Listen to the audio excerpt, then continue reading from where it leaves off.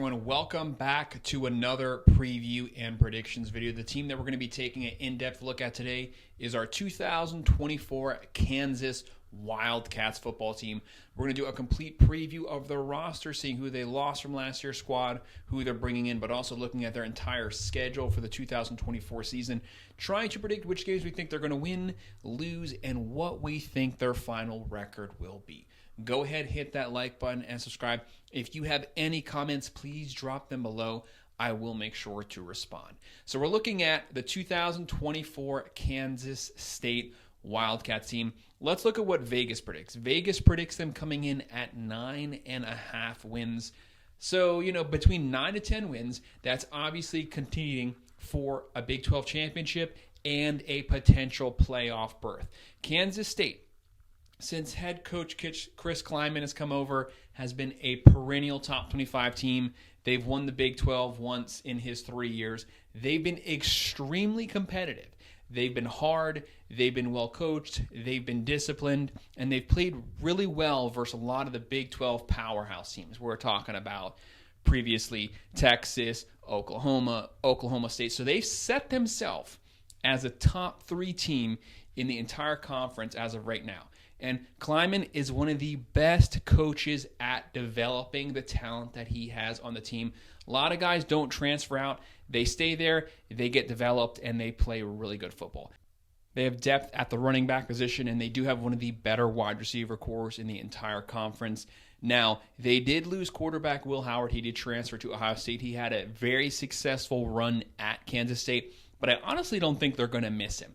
They're bringing in Avery Johnson, who's probably the most highly touted quarterback that they've ever signed coming out of high school. He can throw it, he can run it, so there's a lot of promise there. The offensive line, they do have 4 starters, so they have to replace. I'm not saying that it's a weakness, it's just something that we have to keep our eye on to see how the new starters adapt to filling into the starting role.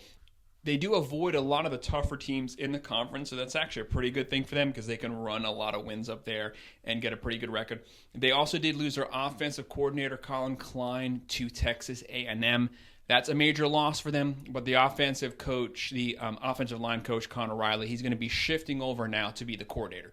So the offense should stay pretty similar since he's coming out of the same scheme. Johnson at quarterback, as I mentioned, he can run it, he can throw it. He's going to buy the line some time because if there's pressure, he can scramble out of the pocket.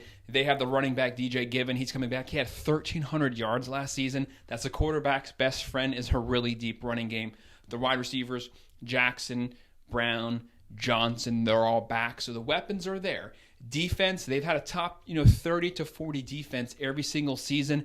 They should have that this year. They're very deep on the defense.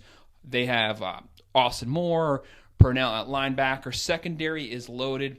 Sigel, Payne, Riley, Garber, Parrish. Lots of weapons there. Lots of guys coming back, so they're going to be experienced. So that's our breakdown of the roster. Let's take a look at their schedule. Let's try to see how we think they're going to do during the regular season. So they kick things off Saturday, August 31st versus UT Martin. Obviously, that's going to be a win. You're just looking to get Avery Johnson some reps here. It's going to be a pretty comfortable win. I'm going to say it's going to be a 52-10, and they're 1-0. After that, Saturday, September 7th at Tulane. So going to Tulane, this would normally be a pretty difficult game, but Willie Fritz is gone. He's now the head coach at Houston. And Tulane's cupboard was raided, basically. A lot of people transferred out. So they're a rebuilding team. They were a 10-win team for back-to-back seasons, but with Fritz gone, they should be able to run through them and blow them out. Let's say it's going to be a 42-20 game. Kansas State is 2-0, so off to a hot start. Saturday, September 14th versus Arizona. So obviously this is one of the newer teams to the Big 12. Arizona, this could be a tough game here because Arizona has the talent. They have the quarterback. They have a top 10 pick at wide receiver. They have the weapons there. Jedd Fisch, though, is gone. He's now the head coach at Washington, so they lost that. Not really very many guys transferred out of Arizona. We just don't know how they're going to do under the new coach and their new scheme. So as of right now, I have to go with the more known, and that's with Kansas State. We know what we get with them. They're very productive and they're very developed. I have Kansas State getting a win here versus Arizona. It's going to be a 32-24 game. They're 3-0. They follow that one up Saturday, September 21st at BYU. It's always a tough place to go to BYU to play because of the elevation, and they can be a tough team. Sometimes they get blown out. Sometimes they play pretty good teams, pretty tough.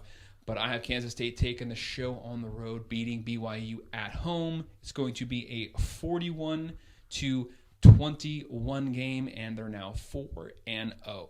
Then Saturday, September 28th versus Oklahoma State.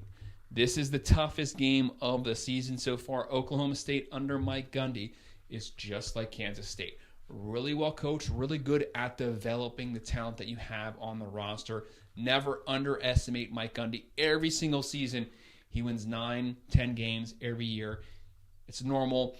They always compete for the Big 12. They have Ollie Gordon, the best running back in all of football. When you have him, they have an experienced line. They have an experienced quarterback. They have an experienced defense. They have a lot of transfers coming in at the wide receiver position. They're going to be loaded, but they are coming to Kansas State. But I think this is a slip-up game. Kansas State's probably going to be the favorite, but both teams will definitely be ranked. I have Oklahoma State stealing the win here on the road as probably the team that Vegas is going to have losing, but I have Oklahoma State getting a win in a close one. I'd say it's going to be a 30-28 game, and Kansas State's 4-1. Then Saturday, October 12th at Colorado. Obviously, they're going to Colorado. You have Deion Sanders, you have Shedeur Sanders, you have Travis Hunter, you have probably 50 transfers coming in. There's a lot that we don't know. We know about Pat Schumer and the offense, but their defense was atrocious last season.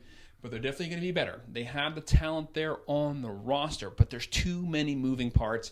Kansas State has no moving parts. You know what you're getting with them. They're a very solid team. They're going to beat Colorado at Colorado. I think it's going to be a 40-24 game. Kansas State's 5-1. Then after that, Saturday, October 19th at West Virginia. West Virginia is a game that could catch you kind of slipping up if you don't take them serious. Neil Brown had the team ready to go last season. They won 9 games. Came out of nowhere. A lot of people had him getting fired, but he showed people up, and they have a lot of returning production coming back. So this game is on the road. West Virginia is going to be another competitive team this season. They're going to be ready to play this game. It's going to be one of their biggest games of the season. But I'm going to go with Kansas State going on the road, winning this one 34-24, and they're going to be 6-1. Then they follow that up Saturday, October 16th versus Kansas. I have Kansas doing really well this season. The Jayhawks are loaded, one of the deepest running back rooms in the country, led by Neal. As long as Jayden Daniels stays healthy, Jayden Daniels, they're going to get a lot of production. But that's a big question because he hasn't played a full healthy season, but they're going to be good. They can play defense. They can play offense, but Kansas State, I think they're the difference maker is they have a top 30 to 40 defense. They're going to play sound defense. I think A.V. Johnson's really going to have a strong season this year. He makes the difference. They win this rivalry game 32-27, and they're 7-1. Saturday, November 2nd at Houston. This is where Willie Fritz went to, but obviously he's completely retooling this offense. There's going to be a massive talent gap here. Houston's going to lose. Kansas State wins this one 45-24, and they're going to be 8-1. Then Saturday, November 16th versus Arizona State, another massive talent gap. They're going to run right through them. It's going to be a higher scoring game, 48-20, and they're 9-1. Saturday, November 23rd versus Cincinnati. Cincinnati can run the ball. That's about it. There's going to be another massive talent gap here. They're not going to be able to compete. They're going to blow them out 47-24. 10-1. Final game of the season, Saturday, November 30th. This is a game I could see as a loss. They're at Iowa State. Always tough defense, physical team. They can run the ball. I'm kind of 50-50 here. They might drop this one thinking about the Big 12 championship, but I have them well coached, being ready to play this game, winning this one 30-24, finishing the regular season 11-1. I'm going with the over here, them getting more than 9.5 wins. I have Kansas State going to the Big 12 championship, potentially getting into the playoffs as a Big 12 champ, or even if they drop that, they could still potentially get in as one of those final 12 teams. Having a strong season, 11-1. Go ahead, hit that like button and subscribe. If you have any comments, drop them below and I will respond. Thanks.